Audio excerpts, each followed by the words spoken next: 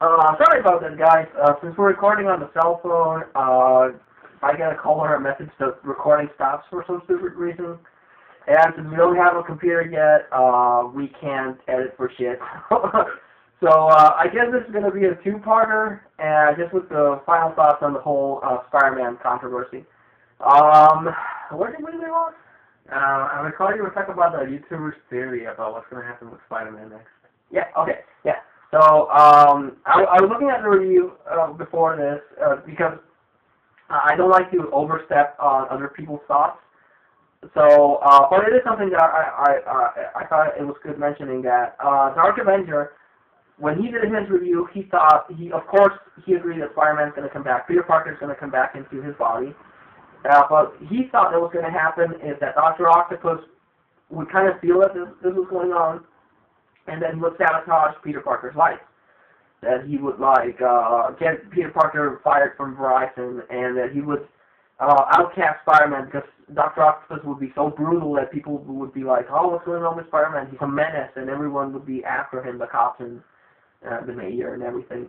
And also, he would make Mary Jane hate him, which, the way that Dr. Octopus is coming out, he's probably going to do it because he's a bit of a jerk. So that's what he thought would happen with Peter Parker. And it makes sense. Dr. Octopus, has shown that if he doesn't get things his way, he's going to screw everyone over. But I wouldn't like that to happen because when Peter Parker was a teacher, it developed his intellectual side, and he wanted to impart his knowledge to his students. Working at Horizon, it's the same thing. He's expanding his intellect. And it's something I really enjoy about this new status quo because he's able to invent new things. It's been proven time and time again that Peter Parker is no pushover in the intellect department. The only reason he hasn't excelled at it is because his Spider-Man duties get in the way. But ever since he started working at Horizon, he's been able to actually get his genius on. Because it's been proven before that Peter Parker is at least on the level of the big guns in the Marvel Universe, like Hank Pym, the Beast, and Reed Richards. So he's no pushover in that. So I would like him to keep that job because it's a good concept, and I'm tired of Peter Parker just pinching for pennies, like, oh, I don't know how I'm going to pay rent. Because, I read comic books to escape that kind of thing. It's an escapism, like video games and movies. I don't know how I'm going to pay for my stuff. I don't want to read comic books that have the same problem. Like, oh, I never got that people can identify with Peter Parker. Sure, when he was a teenager, he had the same problems as a teenager, but he was a superhero. If I got superpowers, I wouldn't be all emo. I'd be like, oh, I have superpowers. Great power, great responsibility. I wouldn't go all super villain, but I wouldn't be all depressed, like, oh. I'd be like, I'm a freaking superhero. I'm going to enjoy this. So I never got that identifying with Peter Parker and the Parker look. And it always got on my nerves. And I also they finally got Mary Jane back into the picture. They're finally working on getting them together. When I started collecting Spider-Man and reading Spider-Man, I didn't know about Gwen Stacy. I found out about her later on. So Mary Jane's been my character that I followed. She's been Peter's friend, his confidant, his wife. And J. Michael Straczynski, people hated his run, but he got the marriage of Mary Jane and Peter Parker. He made her into a functional character. Kind of the Lois Lane to Spider-Man, because she would cover for him, and she would try to help him out. So I want Peter and Mary Jane back together, and it's something that it can work. So I hope that theory doesn't happen. So I don't know what you think about those theories. I actually have a theory of my own about this. And that they can do this. There's nothing wrong with them taking this risk and find a new story because it's refreshing to read something new. It's been 700 issues of Spider-Man, and something like this, it's a big change, and it's quite appreciated for them to do something like this. But I don't want that to happen neither. For Spider-Man to be reset back to zero, so when he comes back, he has to do everything all over again like he has been. And I think that's very repetitive and a bad move for them, to get Spider-Man and Peter Parker to get his life back again to how it was on the 600 issue or so. I don't want that. What I want, and I hope, personally, is that at the end of this series or story arc of Superior Spider-Man, that Dr. Octavius, redeems himself, he's good with himself, maybe even has an astral fight with Peter Parker inside himself to realize that, and in the end, he overcomes that and he goes, okay, I redeem myself, it's time for me to go, I'll leave off as a hero. Peter Parker, take on your role. And he said, okay. That's something that they could do, because in prior issues, it was revealed that the Green Goblin woke up from his coma. He was in a coma out of an Avengers storyline. So the other thing that could happen, and would fit what he wants, is that Norman Osborn comes back, and he's like full on against Spider-Man. He's like, oh, Spider-Man, I'm going to get you. So Dr. Octopus, so the Green Goblin puts everyone in danger. He comes up with this big-ass evil plan. So Dr. Octopus, fights to stop him, fights to stop the Green Goblin. I don't know, ego maybe, because he wants to prove that he could beat the unbeatable, like he could actually finally take down Norman Osborn. But out of that, he could, redeem himself. He could have a hero's death. Try to stop the Green Goblin, but he realizes that the only way to do that is by sacrificing himself. Not getting himself blown up, maybe, because that would kill Peter Parker's body, but maybe, do something that they can send Dr. Octopus off after him being redeemed. If he could redeem himself, he could see that with great power does come great responsibility, and he could die a hero's death, and Dr. Octopus can move on. And that's when Peter Parker comes back. I actually like that idea better than my original theory that Dr. Octopus turns into a hero that gets broken, turns evil, and then Peter Parker takes over again. That would actually work out a lot better. Dr. Octopus redeems himself and dies a hero, and then Peter Parker comes back. That actually I would prefer a lot. Yeah, because that's one of the things, because we all know Peter Parker's going to come back, but when he does, Dr. Octavius is going to be dead. And something I didn't like about this when I first heard about it is that nobody, in a sense, cared that Peter Parker died, except for us fans. But that's because nobody knows, and that's exactly my issue, that, nobody cares about this guy's death. But through these issues, if we make, Dr. Octavius have a hero's death, then even when Peter Parker comes back, Dr. Octavius will have a hero's death. He will be recognized as that, he was a bad guy, but in the end, he redeemed himself, he did good, being Spider-Man. So, hey, Dr. Octavius, you were a great villain.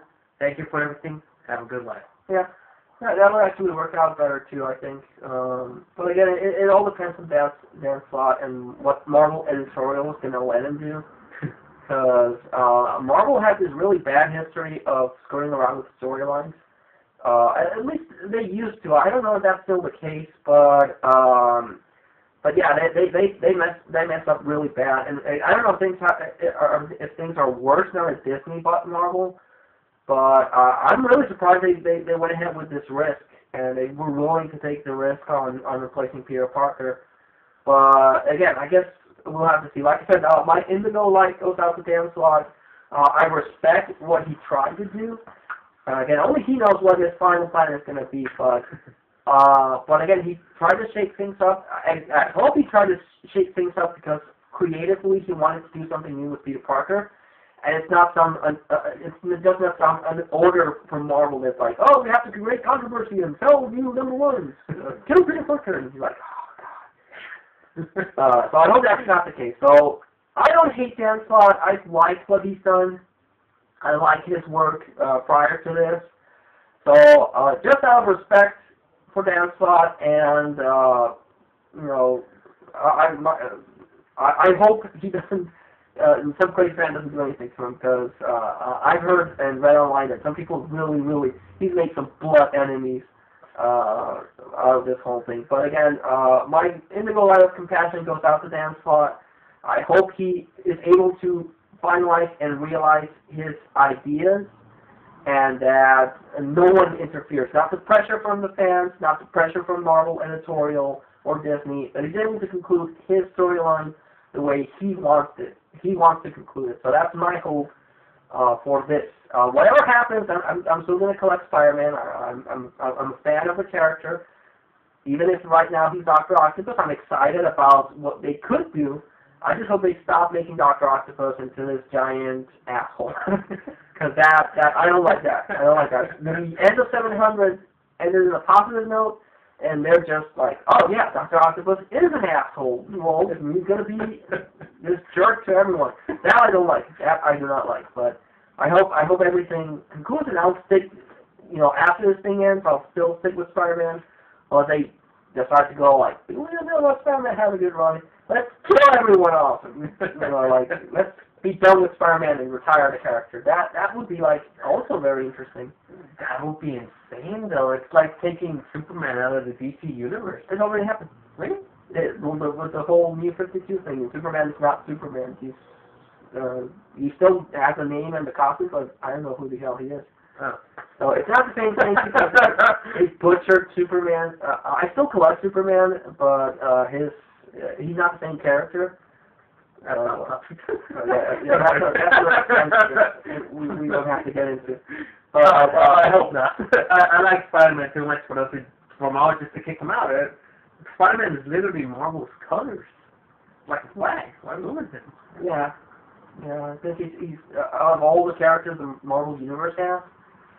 Even more than Captain America, I think that Spider-Man is like, you think Marvel, you think Spider-Man. So, yeah, but I don't know. I don't want him to go back to his old roots. But that's my final thoughts. My respect to Dan Slott. I'll still keep reading Superior Spider-Man, whatever the conclusion is. And but yeah, that's my final thoughts. I liked issue 700. I did not like issue Avenging Spider-Man 15.1. I thought Dr. Octopus came out of that looking like a jerk. And I didn't like Dr. Octopus. I liked parts of him. I liked that he turned into Batman and prepared for the villains. But I didn't like that his character was like this jerk that is total twat. That I didn't like. But that's my opinion. I'll still follow the character and hope for the best, which is the ring he has. And likewise, regardless of anything, most media will still keep Peter Parker. Because right now, Dr. Davis does not fit into the bill of Peter Parker. For anyone to make that confusion, and is this Peter or Octavius? No, right now it's clear who's who. So, besides, I'll still be collecting Spider-Man figures, because after all, he's my hero. So, those are my thoughts. I'll give this a try. I don't really see what's so about it, as long as they don't completely destroy Spider-Man. Well, the thing is that people get attached to their character, but again, this is not the first time they do this. Yeah. So, maybe I'm just a little more jaded that, they're going to do Spider-Man, Spider-Man, they're going to bring him back. And Marvel has been notorious on that, because they kill off characters in major events, and then the next two issues they bring him back, like in Fear itself. That sucked. And I don't know how long it's going to, the whole Phoenix thing is going to stick. But yeah, changing comic books, it's one of the frustrating things that the thing that I want is that there be like changes that stick, like things that happen and they stick. Again, I've mentioned this before. One of my favorite series is Dragon Ball and the story of Goku. That has the most clear-cut evolution of a character in any medium. Because Goku goes from being a kid to a teenager to a young adult. He has kids, he has grandkids, and then at the end of the series, he dies, comes back as a ghost, and merges with Shenlong and the 7 Dragon Balls, and they fly off to infinity. And yeah, but that's like, I always bring that up. That's like the best example of character growth. And of course, Dragon Ball ended with him going off into infinity. And of course, you can't sell comic books if that happens, like Peter Parker gets married and retires, but they have to do something. They can't just, Spider-Man reaches a point where something happens and then they reboot him, or they reset things with the deal with the fucking devil. Stuff like that. I want growth in my superhero characters, damn it. And we just have Spider-Man learn a lesson, like, oh, okay, well, I have this power, but it's cool being me. Which is a good thing about the whole Horizon thing. He was happy with being Spider-Man. He made things work. I was like excited. I was like, finally, the Parker luck is done for. I was so sick and tired of the Parker luck. I wanted my superheroes to succeed, damn it.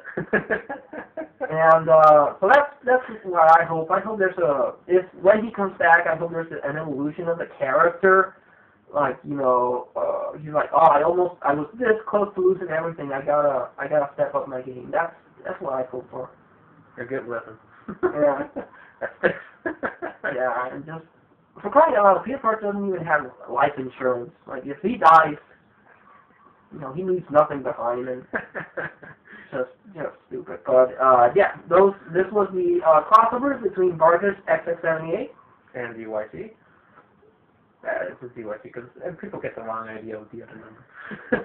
I feel okay. It's not. Whatever.